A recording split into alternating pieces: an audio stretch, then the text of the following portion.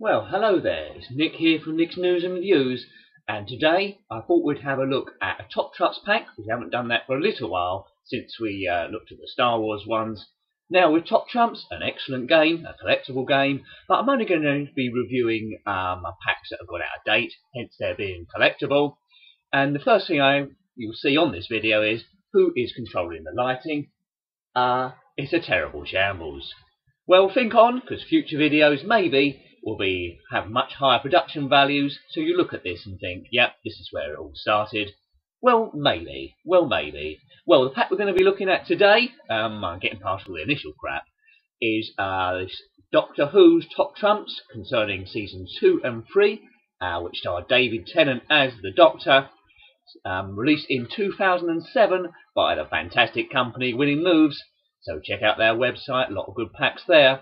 And yes, so let's have a look at the pack. Goes without saying, Doctor Who is cool. Yes, so here we are. It's David Tennant there as the Doctor and his assistant Martha in a lovely red jacket there. Didn't last very long, Martha. Deserved a bit of a longer bit of it. Well, we start with the cards. It's Tallulah. Tallulah is a singer and dancer at the Lorenzi Theatre in New York. Her boyfriend Lazarus was taken by the Daleks and turned into a pig slave. Not a very good start for her, and I think this might be him. As a low-level intelligence human being, turned into creatures that are half human, half pig, and why not? Those Daleks are always up to no good. Yeah, and this is a novice Haim, once one of the sisters of Platitude, of course. She ran the medical facility outside New York. A good character this, as Arlen O'Hanlon, as the popular Brannigan. He's always in a traffic jam. He's one of the cat kind living in New York. Good character there. But I love the style of these cards. And now one of the worst characters of all time. Roboform Santa, using the Christmas special there. First encountered by the Doctor soon after his 9th generation. Chloe Webber. Chloe is an ordinary schoolgirl who likes drawings, and the drawings often come to life and cause odd bits of trouble.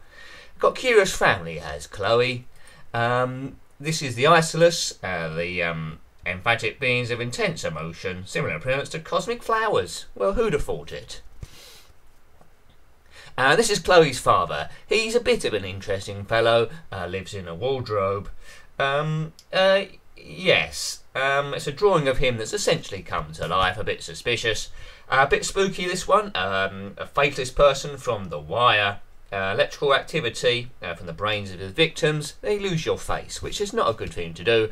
Maureen Lipman, of course, played brilliantly in the episode of The Wire. This is one of the spookier episodes, so catch that.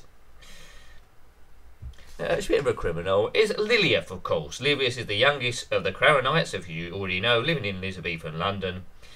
She's a bit of an alien, really. Friend of Doomfinger, and there is Doomfinger herself, a lovely looking woman. She's quite ancient, banished in the deep darkness by the Eternals. But yes, I think everyone deserves a second chance, really. Professor Lazarus, a genius, but a bit flawed as well. He claims to have invented a genetic mutation device that can make people younger. This is the result. He turns into this weird spider. The Plasmavore. Yes, disguised as an old lady called Florence. She looks pretty harmless, but yeah, she's taking refuge on Earth. But she's been hunted by the Jundoon, and here they are. They're after her. Got a lovely singing voice, the Jundoon captain. Each contingent of the Jundoon is led by a captain, gives the troopers their orders and determines the strategy. Scarecrow, this is from another particularly scary episode. Yeah, family of blood trace the Doctor to Frampton School in November 1913, but I think the Doctor flaunts them.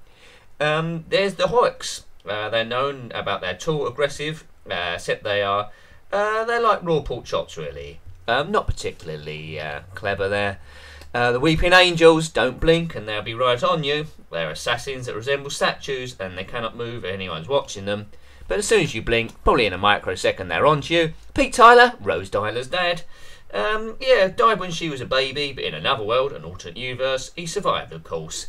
Such is the power of science fiction. Von Hartmann. She's in charge of the Torchwood Institute. She's quite intelligent there, 44, quite a good card to have. 156 though, wrapped in a bit of darkness.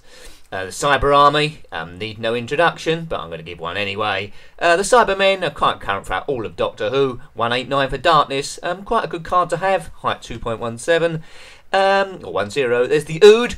pretty harmless normally, but yes, here they go, a bit mental, taken over by a demon.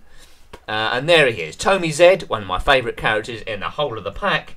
He's an archaeologist on Sanctuary Base 6, but he's taken over by the mind of the beast. It's trying to escape from the prison, and there is the beast. Don't really want to run into that. Darkness 178, yes, it's a template for evil.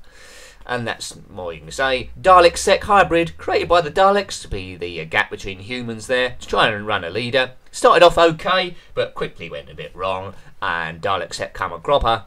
The Cult of Skaro, a secret group of 4 Daleks who try to think like the enemy and predict their strategies, giving them the advantage in battle. But, of course, they're no match for the Doctor. The Empress of Rachnos, she's a spider woman, she always protects her children.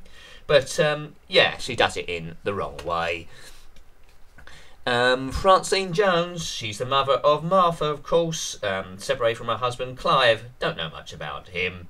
Martha's one of her kids, of course, to please the Doctor's assistant. And there she is. Martha Jones didn't last very long in the show. Could have done her a bit longer.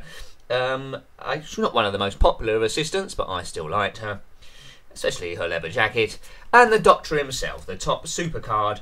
Yes, he's the most intelligent there, played by David Tennant. He's a super Time Lord. And yes, that's a good Top Charts pack if you get hold of it. I hope you like that. Until next time, goodbye. Goodbye.